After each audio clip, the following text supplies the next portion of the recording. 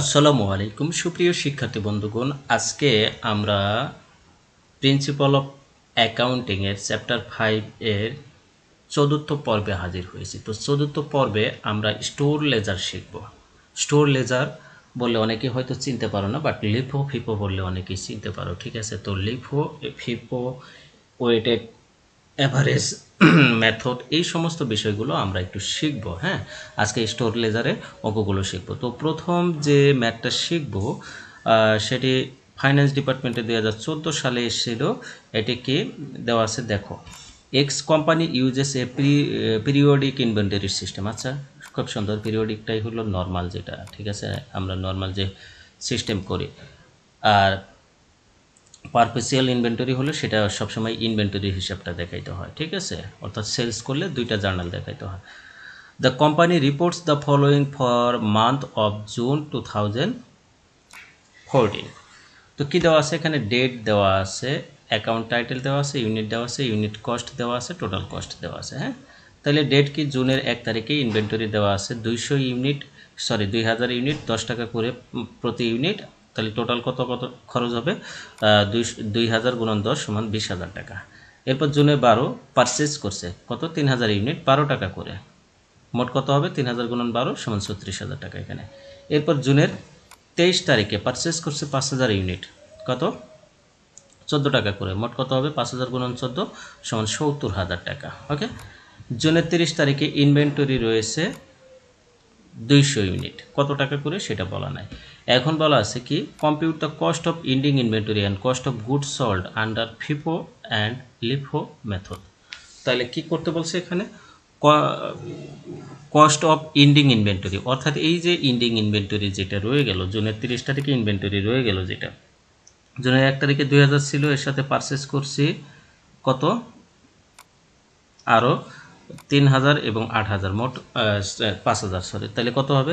Opening ছিল 2000, আগে ছিল, আরও 3000 পারচেস করলাম, তাহলে কত হলো? 5000। আরও 5000 পারচেস করেছি, তাহলে মোট কত হলো? 10,000।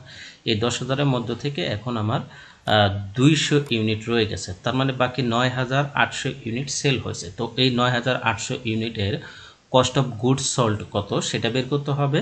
আর এই যে 200 ইউনিট যে রয়ে গেল, এই 200 ইউনিটের ফিফো পদ্ধতিতে এর মূল্য কত দাঁড়ায়, লিফো পদ্ধতিতে এর মূল্য কত দাঁড়ায়। ঠিক আছে, তো এই ছিল এই প্রশ্নের রিকোয়ারমেন্ট। তো আসো এবার আমরা অ্যান্সার করি। তো অ্যান্সারটা করার আগে আমি বলে দিই, এই দিকে আগে না তাকায়। ঠিক আছে, কস্ট অফ ইন্ডিং ইনভেন্টরি এবং কস্ট অফ গুডস সোল্ড এদিকে আমরা পরে তাকাবো। আগে ফিফো পদ্ধতি এবং লিফো পদ্ধতিতে স্টোর লেজার করব।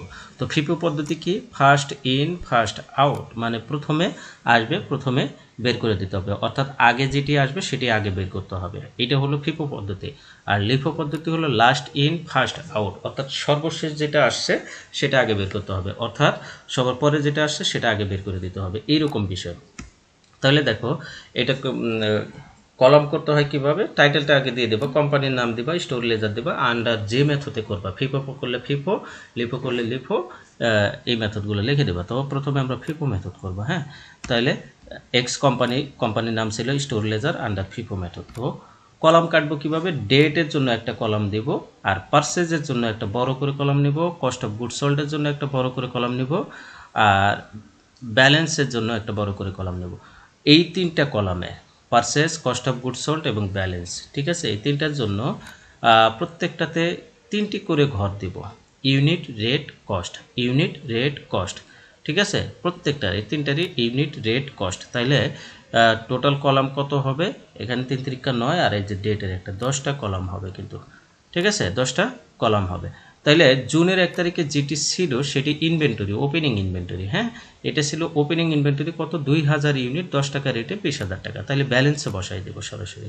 হ্যাঁ, কস্ট অফ গুডস সোল্ডে আর দেওয়া লাগবে না। তো কস্ট অফ গুডস সোল্ডের জায়গায় অনেক সময় আউট লিখি আমরা, আর এখানে পারচেজের জায়গায় ইন লিখি। পারচেজ করলে ইন হয় এবং সেলস করলে সেটি আউট হয়ে যায়। ঠিক আছে, এখানে সেলসও লিখতে পারি, অনেক সময় আমরা লিখি অনেক সময়।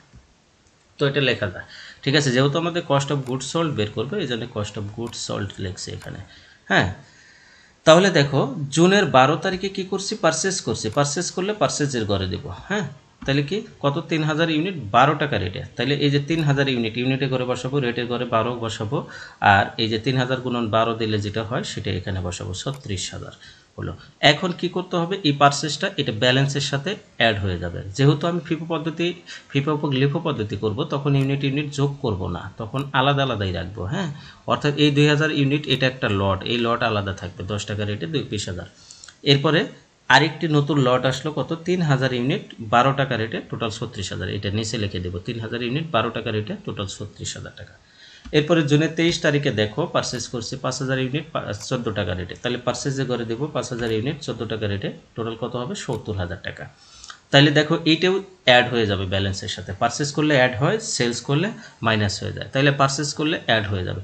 তাহলে এই যে প্রথম যে দুইটা ছিল এই দুইটা লট আগে লিখে নিব, ঠিক আছে, তারপরে নতুন লটটা নিচে লিখে দেবো 5000 14 টাকা করে 70,000 ইউনিট গেল। এখন আসো জুনের 30 তারিখে কি হয়েছে, আমার ইন্ডিং ইনভেন্টরি রয়েছে 200, কত ইন্ডিং ইনভেন্টরি রয়েছে 200, তাইলে এই 200 আমি এই ইউনিটের ঘরে বসাই দেব। হ্যাঁ, 200 ইউনিটের ঘরে বসাই দিলাম, আর বাকিগুলো কি হয়ে গেছে, সেলস হয়ে গেছে। অটোমেটিকলি বুঝে নিতে হবে কি হয়েছে, এটা সেলস হয়ে গেছে। তো সেলস কিভাবে হবে দেখো, এটা আমি কি করতেছি, ফিফো পদ্ধতিতে করতেছি।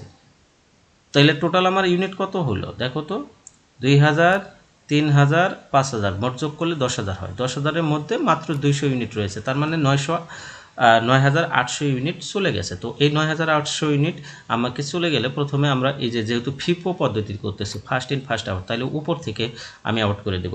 তাহলে এই 2000 ইউনিট আগে 10 টাকা রেটে আউট করে দিই, তাহলে কস্ট অফ গুডস সোল্ডে 2000 10 টাকা রেটে কত 20,000 টাকা হলো। তারপরে 9,800-র মধ্যে মাত্র 2,000 গেল, আরও 7,800 আছে, 7,800 এখানে এই 3,000 এটাও দিব, কত 12 টাকা রেটে 36,000 টাকা। তাহলে থাকলো কত 7,800-র মধ্যে 3,000 গেল, আর কত থাকবে 4,800, এই 4,800 এই 5,000 এটার মধ্যে থেকে দিব, ঠিক আছে। 14 টাকা রেটে কত 67,200 হবে। এখন এই যে এই দেখো এই অ্যামাউন্টগুলো যোগ, এই ইউনিটগুলো যোগ করো 9,800 হয়ে গেল, ঠিক আছে। আর এখানে এই ইউনিটগুলো টাকাগুলো যোগ করো 1,23,200 হবে, ঠিক আছে। আর এখানে দেখো যে সর্বশেষ 4,800 এই 5,000 থেকে মাইনাস করলে 200 হয়ে যায়, ঠিক আছে 200। তাইলে আমার ইন্ডিং ইনভেন্টরি 200 ইউনিট, আর এটা রেট কত দাঁড়াইলো 200 রেট 14 টাকা করে সর্বশেষ থেকে রইল, তাহলে কত 2800 টাকা। তাইলে এটা 2800 টাকা। তাইলে আমার প্রশ্ন কি চাইছে দেখো, কস্ট অফ ইন্ডিং ইনভেন্টরি, তাহলে কস্ট অফ ইন্ডিং ইনভেন্টরি কত টাকা 2,800 টাকা। আর বলছে কস্ট অফ গুডস সোল্ড কত 1,23,200 টাকা। তাইলে এটা লিখতে হবে কস্ট অফ ইন্ডিং ইনভেন্টরি 2,800 টাকা, আর কস্ট অফ গুডস সোল্ড 1,23,200 টাকা। আশা রাখি বুঝতে পারছো। হ্যাঁ, এরপরে দেখো আরেকটি লিফো পদ্ধতি বলছে, লিফো পদ্ধতি এই দেখো একই জিনিস, এই ঘরটা এরকমই হবে, আন্ডার লিফো পদ্ধতি দিব, দিয়ে এই যে পার্সেস যখন করছি পার্সেসগুলো ঠিক ওইভাবে লিখবো, ফিফোর প্রথই লিখবো। আর লিফো পদ্ধতিতে কি করতে হয় দেখো জানো, এই যে নিচ থেকে আউট করে দিতে হয়, ঠিক আছে, নিচে থেকে আউট করতে হয়, ফিফো ওপর থেকে আউট করতে হয়, লিফো নিচে থেকে। তাহলে আমার 9,800 ইউনিট সেল হয়েছে, তাহলে 9,800-র মধ্যে এই 5,000 আগে দিয়ে দিই, 5,000 14 টাকা রেটে 70,000 টাকা গেল। আর কত থাকবে 4,800-র মধ্যে এই 3,000 দিয়ে দিতে পারবো, এটা রেট কত 12 টাকা, তাহলে 12 টাকা 36,000 গেল। আর কত থাকলো 4,800-র মধ্যে 3,000 গেল, থাকলো 1,800, এই 1,800 এই 2,000-এর মধ্যে থেকে দিতে পারবো, এটা রেট কত 10 টাকা করে করলো, তাহলে 10 টাকা করে করলে কত হবে 18,000 টাকা। এখন দেখো এই যে 2,000 থেকে এই 1,800 চলে গেলে 200 থাকলো, এই 200 কোন রেটে থাকলো 10 টাকা রেটে, তাহলে 200 গুণন 10 সমান 2,000 টাকা, ঠিক আছে। তাহলে দেখো এখানে কস্ট অফ ইন্ডিং ইনভেন্টরি কত 2,000 টাকা, আর এই টাকাগুলো যোগ করো কস্ট অফ গুডস সোল্ড বের হবে 1,24,000 টাকা, ঠিক আছে। তাহলে কস্ট অফ ইন্ডিং ইনভেন্টরি 2,000 এবং কস্ট অফ গুডস সোল্ড 1,24,000 টাকা। তো এই ছিল স্টোর লেজারের একটি জার্নালটা খুব সহজ ছিল। আমরা আগামী ক্লাসে আরও একটু কঠিন কিছু স্টোর লেজার দেখাবো, যেগুলো তোমাদের জন্য খুব উপকারী হবে। আজকে এই পর্যন্তই, সবাই ভালো থাকো, সুস্থ থাকো, আল্লাহ হাফেজ।